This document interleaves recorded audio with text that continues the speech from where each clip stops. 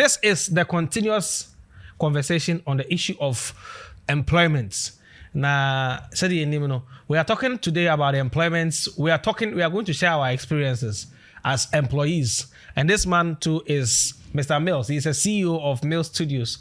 I have the second CEO, and he was at one point in time an employee. Eja Mills Akwaba.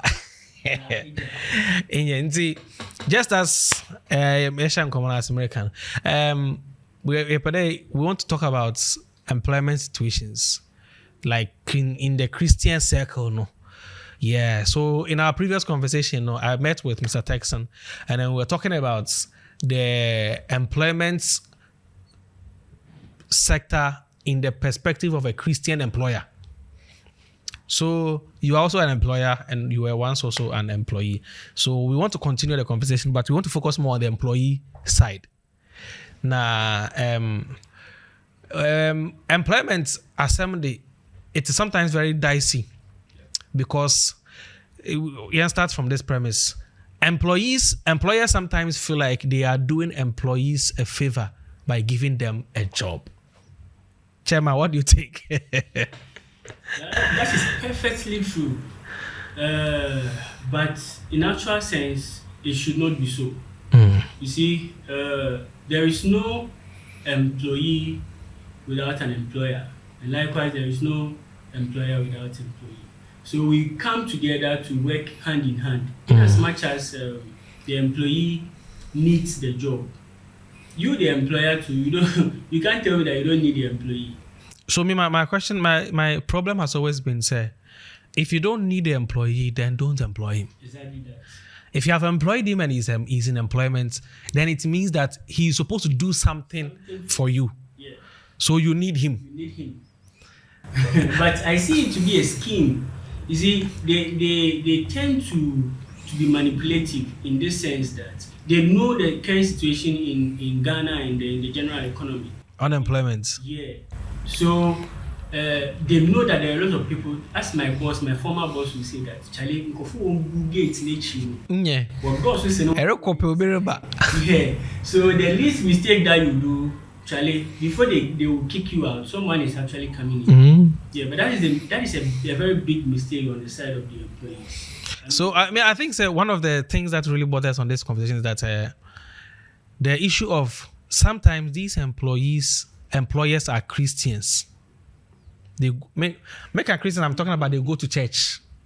Let me leave it at that side. Yeah. They go to church. It is good you do that question. Yes, because not every employer is willing to practice Christianity. Exactly. Some of them, they are just going to church because, like, by default, he's a Christian. So some of them are church people. So they have a knowledge of, say, yewo nyamijuma. So they are doing nyamijuma also. Some of them are very good Christians. Some of them too are trying to learn about Christianity. But just that their working environment is choking them. They don't have time for this ohala about church stuff. But let's talk about in the situation where the employer feels like he's doing you a favor as an employee. What do you do? A Christian employee. So I believe that as an employee, you should know who you are and your contribution to the business. Now, if you have that self-awareness, you will not allow, and you should not allow yourself to be seen as, as you don't, a charity case. Yeah, you don't have to let them. No, is it because sometimes when we need a job, the way we behave, we beg, we are kneeling down, we want to open door for them, we want to, yeah. So if you have a right perspective about who you are, you have to carry that along. I believe in that thing very much. You see, just as you are saying, if you don't need me, if you don't need my service, you are not crazy to the extent that you come and call me and put me on monthly remittance for no reason.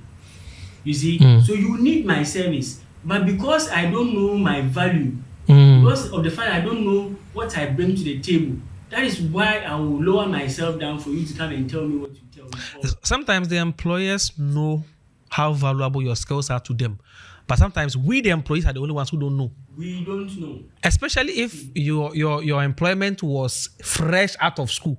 Yeah. It's like work experience, you don't have. See, it's like the perception is that they did you a favor by giving you a job. Yeah. And you too, you feel grateful that you've gotten a job.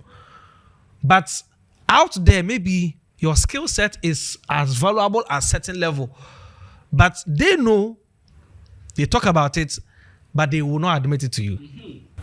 So that's why I say that it's a scheme. They know how important you are. In most cases, when you take a step, maybe when you sit down and analyze that, Charlie, this treatment I can't bear any longer, and you want to move, that is where they will come in with some nice packages. Oh, Charlie, stay, we will do this for you, we will do this for you. They have finally found out that, Charlie, the guy is actually... He can actually leave. Yeah, so it's there. They know. I think it is it is something that's between the employers. They discuss it amongst themselves. Yeah, they actually know that, Charlie, these are the various insecurities of the individual employees. So Charlie, deal with him in this angle, in that angle. Because because all of us, when we were in that employment box, we thought that, Charlie, this amount I'm receiving, if I am to be laid off right now, I don't know how I can make this amount without this employer. So like my livelihood depends on this job. So if they are even beating me, I have to just keep quiet and wait for 31st. When 31st comes, at least will compensate. The money will compensate for the travels. So let's hit it on this particular angle. How can you make yourself valuable as an employee to your employer? Okay, this question I can relate. Yeah, so straight from school, I was given the opportunity to serve there, and after the service, I was given the opportunity once again to continue as a deputy safety officer.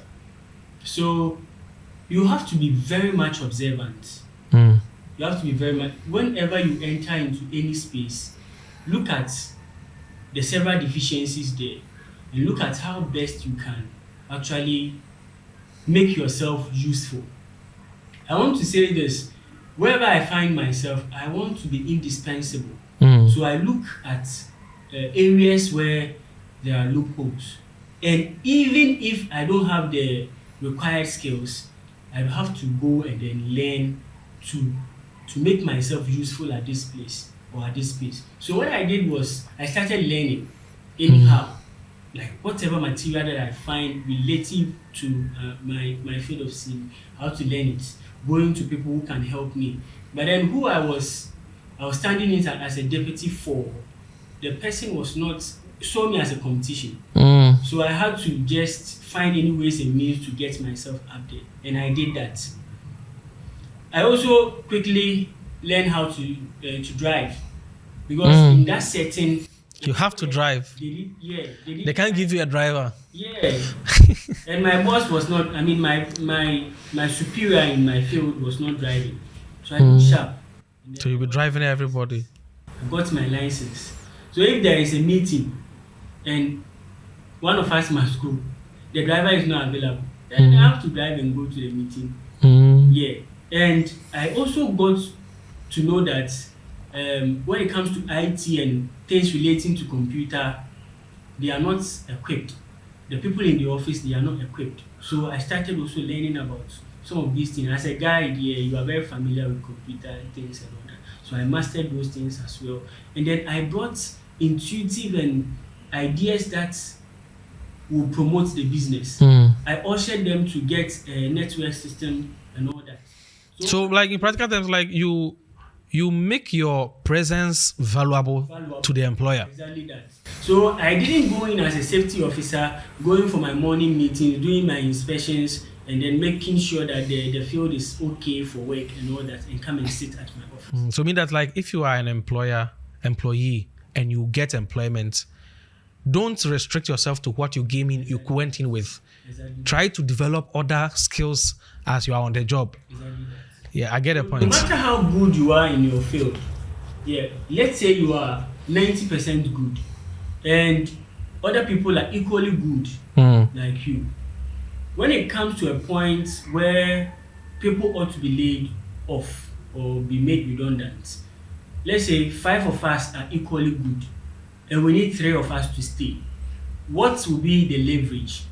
What will be the basis why you will choose on you? Choose you. Because we all, the 5 of us can do the same thing. We can do media at the same level. But on my side, I am a media man who can also fix the computer, can also fix the AC, I can drive. So with all these skills around me, I stand untouchable. So they will choose employers feel like if you make an employee feel like he's untouchable, they become uncontrollable. So that then the tactics becomes there must be a way to bring him down to a level where I can control him so that he doesn't feel like he's indispensable. Because sometimes employers feel like if an employee feels like he's indispensable, then it means that he will do whatever he likes. Okay, so on this front, you see, it starts from here. The mindset. Here. If you know, if you know that this media thing that you are doing, it is good, like you believe in yourself, it doesn't matter who tells you that you are not doing it right. Me, I don't care. If I know that I am doing it right, you can't tell me. So if they are using their schemings and their manipulative tactics on you, you should know that am I doing it right? Most of the time, you see, some of the employees are to be blamed in the sense that some of them they feel relaxed. As I said, they are just waiting for the month to die to take their money. So you will sit down and wait for. They don't put in more. You see, but then if I am putting in my best, and you come and then you use your manipulative skills on me, I know that I am doing my best. Like you can't tell me that. It's an interesting thing because in the workplace, the employees, even if you are a Christian, no matter how spiritual you are, if the work environment, the employee culture is poisonous, it has ways of affecting you, even though you are a Christian who believes in doing the right thing. So you go to a place, employee. The previous conversation, the guy was talking about where workers steal company materials for their own use.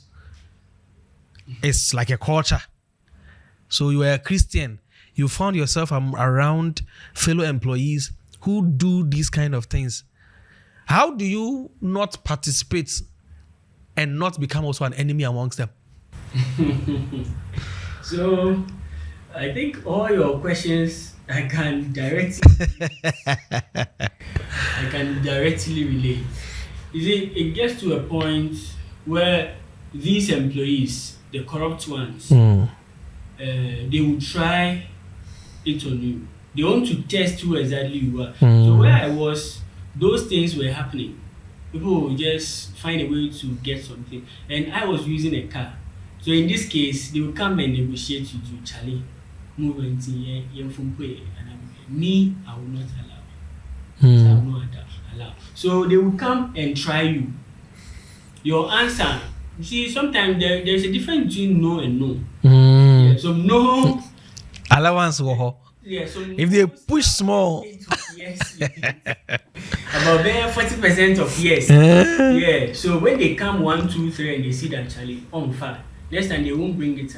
They won't bring it to you. And then it doesn't even start from there. It starts from your general conversation as a Christian, not relating to theft issues.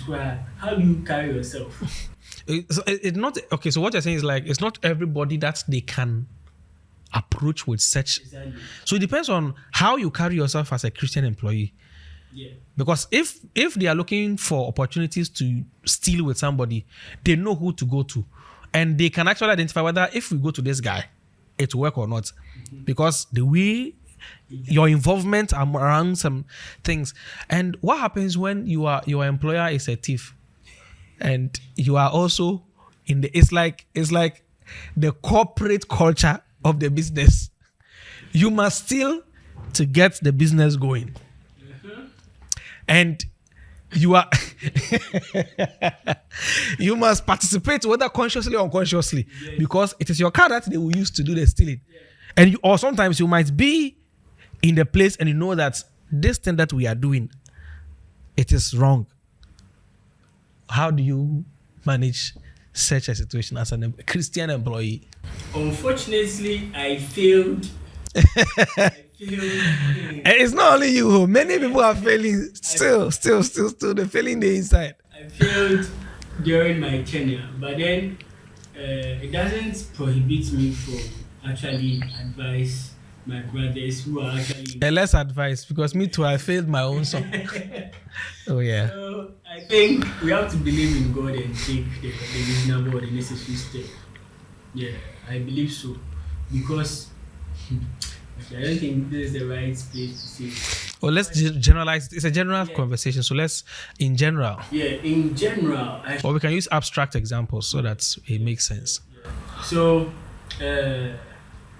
if stealing must go on, and you are going to be directly or indirectly involved in it, you can't aid this and then say that the benefit is not coming directly to me, so I am not actually sinning or I should not be. I just look left and allow them to pass. Yeah. No, I think you are directly part of it, although the benefit is not coming from you. So I believe that we should make a decision. We should know that no, actually this space is not where I should be. So we should make a move. We should believe in God and make a move. Just as I said, believing in God probably may not be. It's funny. Yeah, it wouldn't be this easy. It's funny because sometimes you receive instruction from your boss to do something that you know is wrong. It's improper. It's against ethics. But he's asking you to do it. And sometimes the most difficult part is when your boss is also your churchy leader. Asor si de yedamadi. Now no boss. So how do you say no? You know he also knows the Bible. So he should know better to do the right thing. But he's the one asking you to do this. And sometimes in our work, some of the things may be very technically correct. Yeah. That's where the dicey issue is. When it's technically correct, it's like it is not really bad. It is one of the techniques of work. How to get the job. So we sabotage you so that we can get a job. You get my point? Yeah. We don't play fair. We are not honest. We don't submit quotation fairly. There's inside information feeding you so that you can do the quotation. Sometimes you can even manipulate for others so that you can get the job. And all these things are being done by Christian employees. Is it because our livelihood is on the table? That's why we shut up. It's about time we call a spade a spade. You see, it's about time we pull all these things out, and then we draw them, we draw the lines that actually this has crossed the line and this is within. Because all these things that we are doing with the knowledge that we have and with the God that we claim is our backing. But if God is giving you something, He wants to make sure that your strength cannot find its place in the whole setup. So you will see that Abraham is wasted, should I say. Abraham is gone. Sarah is gone. But He says, I will give you. He will do it in such a way that you cannot boast of anything that this thing there I have a hand. So if we are believing God, that God gave us the work, so then why do we want to save it? Yeah, why do we want to save it in a bad way, like by kicking someone out? I was telling someone this, that we should not see it as a balance. We see it as the normal balance we use to measure things. We need to as this one is going down, as we push this one down, that is where we rise. But why can't we keep rising so that this guy too can rise? So we keep lifting the scale. Keep this one down before we can go rise. up. Yeah, and it is becoming the new normal. Yeah, it's becoming the new normal. So let me use my field as an example. If a client should come to my end and says that, Mills, I went to photographer A, he wants to charge me 9,000, but you are charging 11,000. I want to give you the work. So because of this knowledge, I have to just say that, okay, then I will give it to you at 7,000. I'll give it to you at no. We should have our standard. This one is a bit fair, but then we should have our standard. We should have our standards that I don't do this, I don't do that as a Christian. And if my God is alive, He will provide. He should provide. I like the part, like God knows how to provide for us, but sometimes we don't trust God to provide. So we entertain what is wrong in the name of, if I don't do it, how will my children eat? But then let's talk about this one too. How do you, the Bible says that how can two work together unless they agree? So sometimes as an employee, you may be having difference in opinion with your employer, so you don't agree. To the point where sometimes you don't even see eye to eye with your employer. You get it? There are situations where employee and employers don't see eye to eye. But because of the salary and because he needs your services, he is entertaining you and you are also entertaining him and you are coexisting. Is that a proper, and I say, is that a healthy working environment? Obviously, it is not. So, in most cases, I believe that the hierarchy makes some information hidden. So the one on top of the this thing, the ladder, sees or has some visions there. We in between, we don't have it. So when they are doing their projections, most of the time we may not want to agree with them until the full picture comes out. If that is the case, then it's a problem. But then there are some cases that you know that you and your boss are just on the different side of the coin altogether. Like Agina de Babano, totally different. Also, Unagina de Babano, totally different. But I believe that there is no smoke without fire. That's the thing. There is no smoke. There's always an underlining thing. So we should just go to the. But your boss, maybe let's say the employer doesn't want to talk about it, because employers can actually ignore you and still pay you. Yeah, they can even make you feel useless. Oh yeah, they will still pay you, but they will just ignore you. You will be there, but they won't talk to you. They won't even have, like, you won't be involved with any conversation. And sometimes the employee too may be so vexed that he's willing to stay there and watch your face and still collect the salary. Shake, nothing will happen.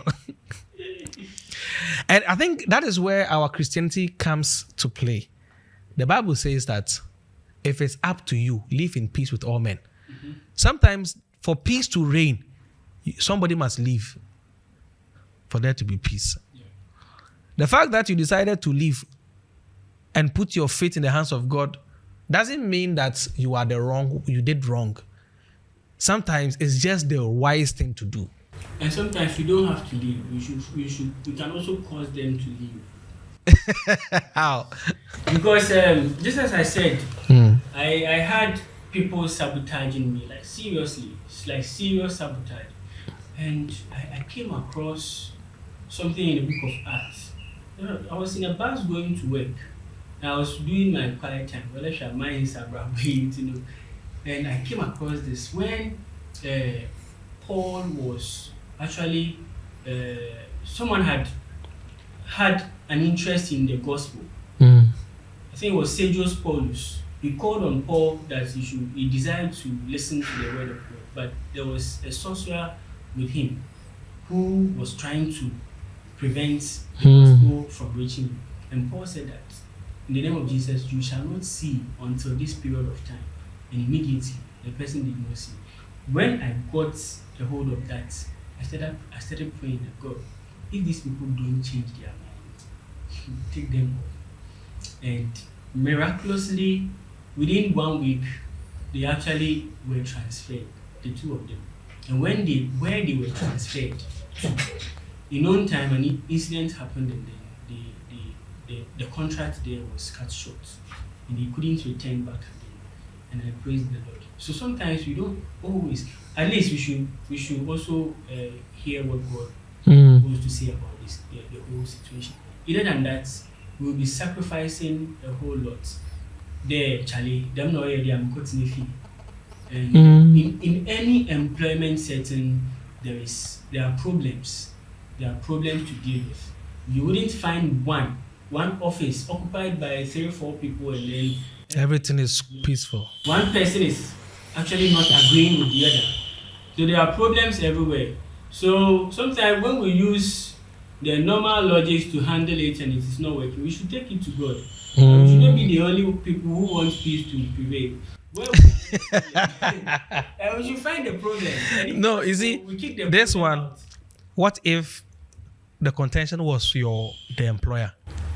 The employer. God can sack him and I'll manage it. How does God sack your employer? How does God sack the employer and keep the employee? That's where the dicey issue is. If it is among employees, you pray to God. Yeah. If it's an employer, you pray to God. Maybe God will touch his heart and maybe change his mind or something like that. But in a situation where the mind won't change, it's not changing. Your heart is growing better by the day. It's affecting your Christianity. You know, sometimes work can affect your Christianity. Because you go to work, you see his face and you are angry. He sees you, he's also angry. It's like you cannot contain each other. In that instance, you have become toxic to each other. And how that toxicity will grow to become bitterness, and you start affecting each other. It's like there's a way we can exist peacefully. If we can't agree, the Bible says we shouldn't work together. And between an employee and employee, if somebody has to leave, Definitely it's the employee.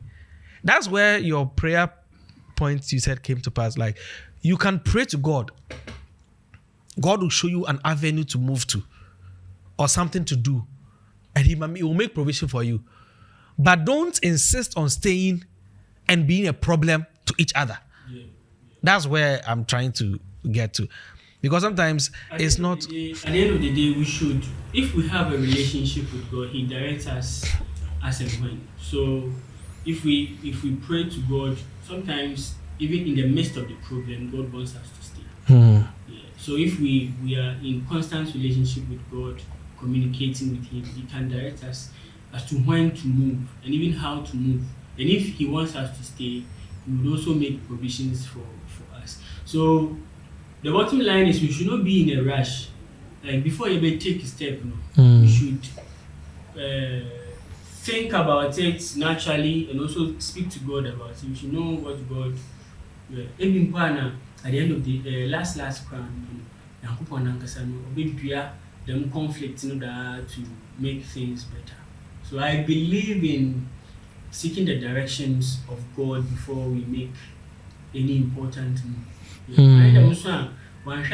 For peace to reign, applications no, it's somewhere today my kind sometimes in the previous conversation, I was talking to the employer and I was telling him that sometimes the best favor you can do to your employee is to sack him. Because sometimes when you sack him, he's able to find his feet on other things. But because his hand is here, he's unwilling to explore other avenues that he may have been able to do. But you entertain each other, but you don't agree. Then it's like there's silent fights. I always use this as an example, like, so we are switching to employee attitude. In my final few years before I resigned, I was a terrible employee. I knew it. When you are bad and you know that the bad, it is you that you are bad. And it's like, it was like a bad attitude in a form of like when you have a child in the house and he's angry with his parents and he becomes rebellious towards the parent. Not because he hates the parent, but because something is wrong, but there's no avenue to express himself. That's how bad my own bad was. You get it? So it's like attitude. The attitude we portray at work as employees sometimes is not good for a Christian. And sometimes it's born out of ignorance. Because in some people, they are not true. Employee conversations, they don't reflect the truth. Because Nipa will feel that way. But maybe that's not the reality. He's not telling you the whole picture. So he's painting the boss bad. Then Charlie boss is a wicked. Like painting him or the employer as a bad person, then we all feel good about ourselves. Then we begin to be acting rebellious towards the employer. You get that point? But then how do you manage like attitude when you are working with somebody who has a bad attitude towards work? So you actually are not the person who is. You are not, maybe you are not the one who is having the bad attitude, but the other person has a bad attitude towards the work. And he's your teammate. Yeah, he's your teammate. Okay. So in this case, I believe you first of all talk to the person. Talk to the person. Is that Charlie? At the end of the day, the boss ought to pay us. And the work that we do is what fetches the monthly allowances or the monthly pay and all that. So if we come to work and we don't put on the right attitude, maybe we are not doing the work or we do it anyhow, and then at the end of the month we go for our pay. That is not the best. I don't think that just talking to the person will get him back on track. Yeah. It is a problem, but I want to say that handling this problem, there is not an absolute way of handling it. It will be subjective to the individual in question and how he is. So I don't think there is a particular solution that cures all of these things. Yeah. So some of the employees, when we sit them down and then we talk about it to them, they will accept it. Some of them too, you have to report them. And so sometimes the most difficult part is when you are new and you don't know what they are talking about. What they are talking about, you have just been there. Or maybe you were a service personnel, you don't really know. They have been there for 10 years. So when they are telling you what the situation is in their work, you don't have anything to measure it with. So it's like, hey, Charlie, I'm part of them not here. Okay. So unconsciously, it forms an opinion in your mind and may prevent you from maybe asking the relevant questions you need to ask, or maybe learning the kind of things you need to learn. In this case, I believe we should give time the opportunity to bring the rare character. Even when you are employed anew and then you are just going about, before you realize, before you spend your first quarter at the job, you see how foolish you have become. Because when you are in like that, people want to bring information to you. They want to talk about everything to you. But just relax. We are not running marathon. Just relax. You see people for yourself. Because the best way to see people is to see them for yourself. If you come and tell me that Vic is this and this and that, I don't know what's happened between you and Vic that you got to come to that conclusion. But why don't I just listen to you, but don't draw my lines and wait to, because I believe we should have that experience. We have heard things about people until when we got closer to them, we got to realize that this person is totally different from what people are calling him or what people are doing. So it boils down to what actually happened between you and the person that brought you to this situation than just accepting everything anybody is saying. Even for boss now was bad. Saying ya better na follow point of view and fan nantua gets in touch with him and he will never step on your toe. Sometimes that's the truth, because sometimes some people is because of a bad experience they had. which maybe it was their fault, or maybe it was a bad day for the boss, but just that they happened to be crossfire. They caught the fire at the wrong time. So I get the point, but the vessel for the fire to be released. So it's sometimes understandable, but let's look at this. So, as a Christian employee, how do you not let your Christianity affect your work? Because sometimes that seems to be a problem. I believe we don't have to marry Christian employee. There is a Christian and there is an employee. That's where that's where sometimes I also don't agree. There must be a Christian employee. Okay, so you can't shake your Christianity off because of work. So you must still have your Christianity on. But should it affect your work? That's the main question. That is why I'm saying that there should be a Christian and there should be an employee. If we want to marry Christianity and all other things or some other things, we can have a Christian gangster. We can have a Christian this, Christian that. So be a Christian. And when you see, whether, let's say, a pure water, if it is a pure water, and we carry it into any basket, its identity is a pure water. So if you are a Christian, I believe you should not be a Christian employee. That is where it becomes like this. No, let's clarify that. A Christian who is a photographer can identify as a Christian photographer. A Christian photographer. Yeah. Okay, so meaning that you draw the lines based on your Christian values. Okay. So I want to be a Christian. Mm-hmm. So if I am a Christian and I am a photographer, if someone is coming to shoot nudes, you draw the line. Christian, yeah. Yes. I am a Christian. I'm a photographer. I can shoot it, but I am a Christian. So being a Christian does not permit me. My camera is not a Christian. You can shoot. The camera there can shoot. But me, I am a Christian. Yeah. So me, I can't shoot it. That's what we are talking about. Yeah. So you are an employee, but you are also a Christian. So you are a Christian employee. Because there are Buddhists who are also employees. There are Muslims who are also employees. But you happen to be a Christian employee. Just as a Muslim who is an employee, the company sometimes creates room for them to pray during their praying hours. You are who is a Christian. You should also have your Christianity reflecting where you are. Okay, but it must not affect the job.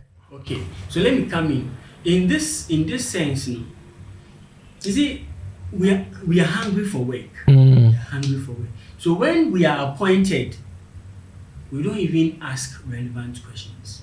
But then we will accept the offer, get into it, and realize that in my workplace there is no Easter holidays, so I can't go for the conference. And you then come and say that the boss is not correct or no planner. It was up to you to ask the right question there. It's a serious issue. Yeah, but I am a Christian. Before I am employed, I am a Christian. I don't work about. When they are employed, you don't say that me, I'm a Christian employee. You go as a Christian. When you are being employed, ask relevant questions. But no, wait. So, employee, how do you ask if this company is a Christian company? No, I'm not saying. Or they believe in Christian. If it's every, you realize that before an employer decides to refuse you public holidays, he must pay for it. I would say it depends. It doesn't depend. It's a law. It's in the labor law. Okay. Holidays are for everyone. When you decide to use holiday for work, you must pay. Be paid for it. Okay. But employers refuse to pay. I am saying it because I never received. But you know that in the mining sector, I mean, let's say your work demands you be at work even regardless of holidays. You are meant to be paid for it. An extra income. Sure. Because you sacrifice your holiday, which is a public holiday. You are paid double. When you go to mining sector, they are paid double. Sure. Why? Because in the labor law, you must be paid. The biggest problem I have is that employees, sometimes we are ignorant of the law because of our desperate nature for the job. So some employers don't even allow you to go on leave. But listen, you see, sometimes it's not the ignorance per se. Sometimes people know that the boss. That's why I'm saying that in that instance, how do you let it not affect? Because you are entitled to the leave.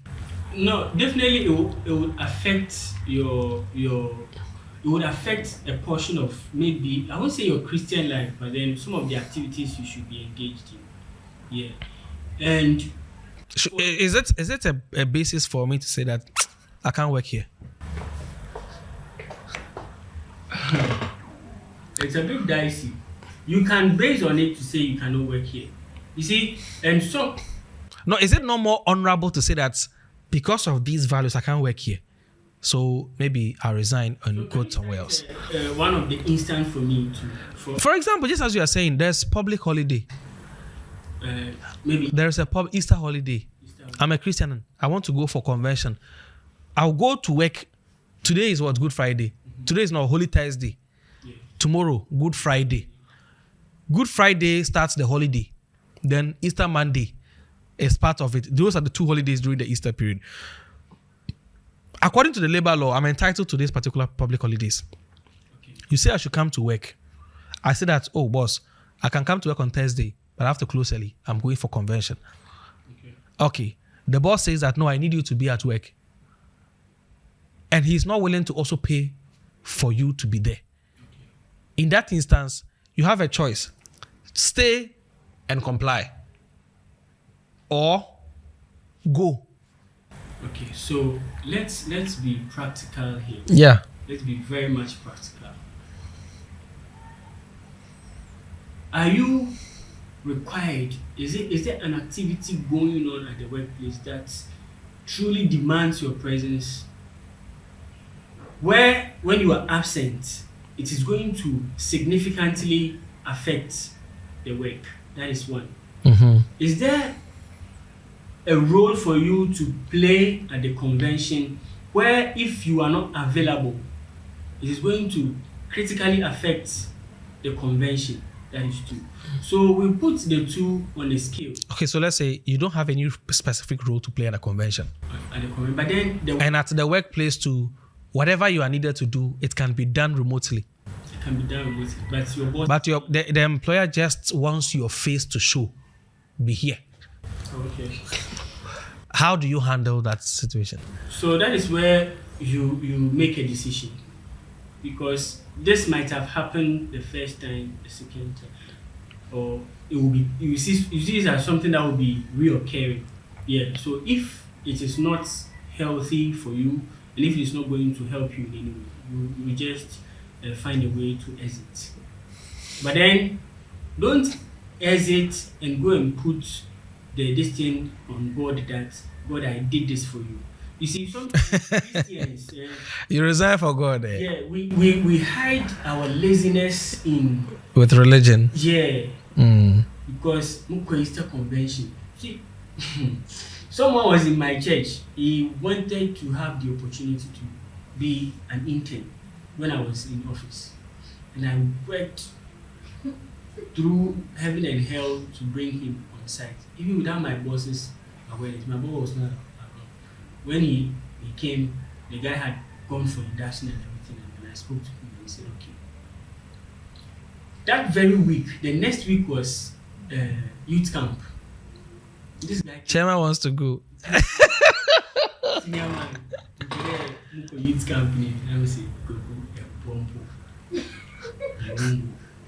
because you just came. You see, the boss was not around when you came, so just stay and youth camp comes and goes. So that time I went with you, so we left before the actual time. Yeah, I told him I won't go, so he didn't see my friend in the bus.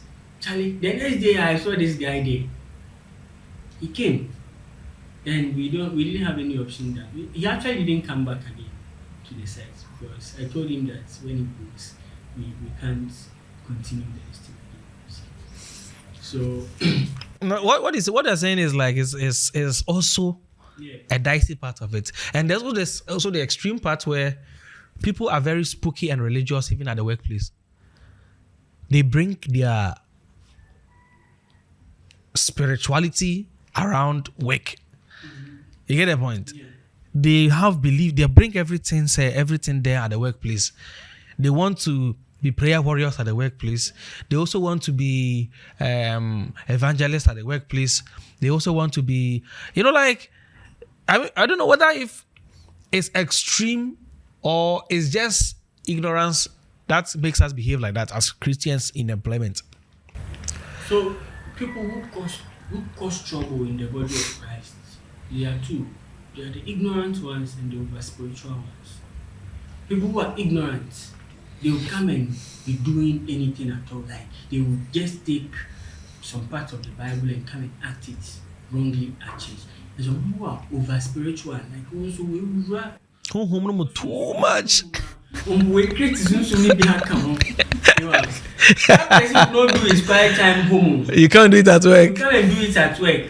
You will not pray home. When you go, you close and you get to the house at 7 o'clock. You won't use your own time to come and pray. You come to work and come and be kabayaba at work. Why? And you say, when they start, he said that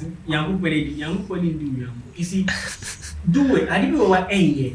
Some people, when they give them off ground, and there is Bible study, they won't come. When there is holiday, they know that holiday, they say, boss, we are going to pray, we are going to 31st night. But if it's their own time, their own off days, they won't go. They won't come. It is one of those things. I mean, it's one of the deformities or the disadvantages sometimes. What we do to make it affect other people. Somebody have said that because of the attitude of a certain Christian at some job, they don't give employment opportunities to certain Christians. To Christians in general. Some people don't even employ their church people again. Because of certain people's attitude. And sometimes, I mean, I would say the issue is two ways. Some people have never been they have not worked before, so they don't understand ethics about work. Some people are ignorant, so when you give them opportunity, you must also educate them. And somebody have said that our generation are very, very lazy. They just don't want to work. They want salary, but they don't want to work. And it doesn't work like that. And it doesn't work like that. And sometimes we use our attitude to affect other people because of the way you did your job. Because of that, Assemblies of God for you now when you're serious. Don't offer Assemblies of God because of somebody's attitude. So I think what I want us to know here is like what you do at work can be a template of reference to your fellow Christian. Onyeshi, he has not even, somebody has not even been there before. Yeah. But because of you, the yardstick is if you employ these people, they will kill your business for you. The one thing is that these people who are currently employees and they are demanding for holidays to go to Easter convention, holidays to go for Christmas convention, and holidays to go to Mecca crowd for Muslim people. They want to give them their own work. And Sunday, tell them that you have a booking and see if they will go or not. When the job is your own job, it's different. See that that money I need it. But if you are working for someone, that's where God is watching you. And I think God is not watching you. It's funny. It's very, very interestingly funny. But me, I see say the Bible says that whatever your hands find to do, do it as unto the Lord, not unto man. So sometimes as an employee, you act in the stead of the scriptures, and it is restricting you from behaviors that sometimes you have every right to behave that way. But you say, one day, so we should practice our faith and be good examples of a good employee. But in instances where our good employee behavior becomes a problem, because you see, you cannot be the only nice person. You can't. I feel like you can't be someone that is willing to be used by everybody, but you don't have any time. I mean, like, one thing that really affected me was the story of Jacob. He told Laban that if not for God, he would have ended up poor. And it is true. If you work for some people, and if God doesn't come in, you will be poor. You will sacrifice your entire life and build their business for them, but you will be poor. Yemfa ho ba kumpo. Se wo yiri wu, wo be wu, why ono ne mba beko hospital, ye be company betia. Wo yiri beko hospital, wa kasa wa kope busia kotia. Like, all your life will be on you, but their life will be the business. So your sacrifice to build a business, and it will be beneficial to them, but you, nyamiam bemua, you will die poor. Your children will curse you. My boss will call you and you say, boss, mommy, you're a doctor. Mommy, you're a doctor. Okay, that's okay. Me too. I said, mommy, you're into it. All those things, yeah, but you can sacrifice heaven and earth for them. I think, so we have a conscious learning and several decisions to make on the job. Facts. We should not be so much concerned about what we are receiving at the end of the month. You see, there is a lot to learn, which is even also as part of the salary that comes to us. It is an intangible salary, unlike the one that comes into your account. We should learn a lot in our work environment. These behaviors, it should guide you to know when to make a move. At least you have been there for 5 years and you don't even know how you can buy the land. It's funny. Yeah, you don't know how. Sometimes, because like the salary and your cost of living, there's no allowance to talk of saving money to do. There's nothing. So you sit down and see that I can't buy land if I continue to do this way. So what then must you do? Look for different options. Yeah, as you put plans in place, unless you don't want to build, you can be there and be there. Unless you don't have all your. I think one of the things that really shook me was when I was in employment, and I see some people very old, but they desperately need a job, because if they don't, they can't pay their rent. And I felt like that is an irresponsible way of living your young days. How do you sacrifice your whole life to work for people and places, and you could not build anything for yourself? To the point where you become old. Now, what could you, sometimes when you reach some part in your life, when you become a married man with children, paying school fees, paying rent, at that instance, on chairman, you will become a slave to somebody. Yeah. Because you need a salary. And I think that is the terrible place to find yourself as an employee. Want to work to build yourself, but don't need to work. That has become my principle. If you need the job, your employer becomes your slave master. If you want to work because you love the job you are doing. There's a friend of mine, my brother Augustine. Augustine he loves engineering like he loves his wife.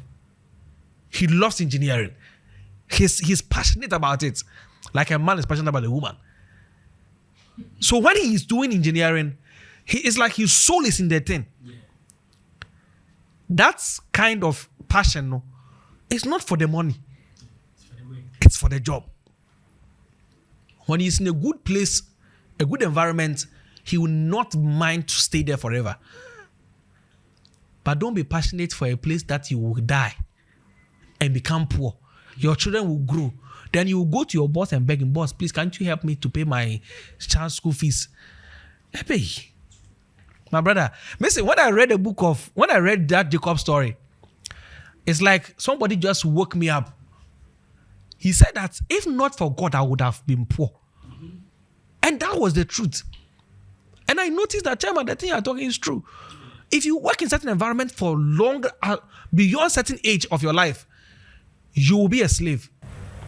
They don't care. Brother, most of them will not care about you. I remember I asked my boss on one meeting, I've been with you for a while. I don't remember when you asked me that, Mills, at this age you should be married. What is your plan? Like, he doesn't care. All he needs is to come to job, do the work, close, go home. Tomorrow come and do the work. Like your personal life. Now, I'm saying that if your employer doesn't care about your personal growth, let me say it this way. If the employer is as hungry as the employee, you the employee, you better break papa. It's like when we were young and we were growing up, we saw one thing that when abofra ni penny didia, sometimes the older people intentionally stand up from the food at a point and allow you to also enjoy. Eat. Because he knows that you can't compete with him. Yeah. But when your employer wants to even compete for you with you the scraps, know that you are in the wrong place. Yeah. Brother, if your employer is as hungry as you for the money, I promise you, you cannot compete with him. He will make more than you. And like, Charlie, you will die. So, Charlie, your final words to your fellow employees in the employment circle. Since this podcast is for the youth, let's talk about the youths. Hey, you ready? We almost forgot. Young employees, if today, like how many years were you at your previous employment? I was in active service for 9 years. 9 years. So talk to somebody who has just begun working. What would you have advised yourself today? What would you have told yourself then as a young man, given the experience you have now? Okay. I would want to tell young men who have the opportunity now to do their best. Yeah. So doing your best in most of the cases would not be appreciated, would not be recognized, noticed, awarded. But then it gives you the experience pre-required in your next level. Basically, the person who needs to observe, recognize, and reward you is not watching. But then there are spectators around. And I want to tell young employees that they should have a plan B. They should have a plan B. Because if you don't have a dream, you will be used as a tool to build others' dreams. And at the end of the day, if you don't get a charitable or a good employer, you will be found wasted. Yeah, so I will tell you to do your best. Whatever case, make sure that you are putting in 100% plus. Do it. Get the pre-required skills, knowledge for the better step ahead. And always have a plan B as a fresh employer, as a new employee. Sorry. My little ones I'll tell you is that in as much as in the shortest possible time, make sure that you are able to stand on your feet firmly without and not need the job, but be comfortable enough to be able to work and not need to work to survive. And I think that's the best thing you can do to yourself. At the beginning, when you don't have experience, you need experience. So spend time to acquire the experience. But as soon as you get the experience and all the technical know-hows, please make all the necessary efforts to not need to be where you are. The difference is that when you need to be there, meaning that if something happens and you are no longer there, your life is going to be in trouble. Don't be in that situation. Else, you will always be doing hand to mouth and you will never be going anywhere. Build something for yourself as early as you can, especially if you are young, fresh graduate. Now that you have done national service, you have started a new job. Please, in my days, my former HR, Mr. Yossin, used to tell us to save money, start saving, do susu, do something. Oh, I tell you, Oh. Chairman, it was the susu that I did some. That was what I was able to use to buy a land. After 6 years of saving, I was able to buy a plot of land. Do you get it? So if your employment gives you an advantage, sometimes some of you are fortunate that where you are, you are being paid good money early. Brother, that good money will not be there forever. That opportunity, last, it will go away. Live your life in such a way that you can survive no matter the situation you find yourself tomorrow. And be a good Christian in all kinds of ways that you can. And God bless you. Okay, sorry. Yeah, final one. Let me chip in this real quick. So we should, as I said, we should have a plan B. We should have a dream for ourselves. So when I was in my early hours of work, employment, I was addressing the employees and I said this. I don't know whether I knew what I was saying or not. I told them that in the next 10 years, if they see me doing this work of a safety officer, then it is not for the salary but for passion. I remember these words, but we were in a container office and I told them in our morning meetings that we should think of getting something running for ourselves. It doesn't necessarily mean that you should quit and become an entrepreneur. There should be a stream, several streams of income that would cushion you in times of crisis. Even if not in times of crisis, it would be a leverage that would push you ahead of life. Yeah. So I told them that, and miraculously, you see, words are powerful. When I resigned, it was exactly 9 years, entering into the 10th year, and I didn't even, as at that time, I didn't know I was going to be a professional photographer. So we should look at several avenues. If your only source acquire skills, the only source of income if the only way you can get money in your hand is the job, then you are not lucky. So I had to be a slave. Yeah. Soon to be slave. Yeah. Then if you have some other mechanisms running behind the scenes, if the only way you can make 1,000 cedis is to sit down for 31st to come or 25th to come to get your paycheck, then you are not lucky. You are going to be in trouble one day. It's just waiting to happen. But then let's look around. Let's not be too comfortable with what we are. No matter how huge the amount is, we should make sure that we are working something behind the scene, so that when the bad days comes, you will have something to pick yourself up on to be comfortable until maybe if we are destined to be employees, until we find the next employment opportunity.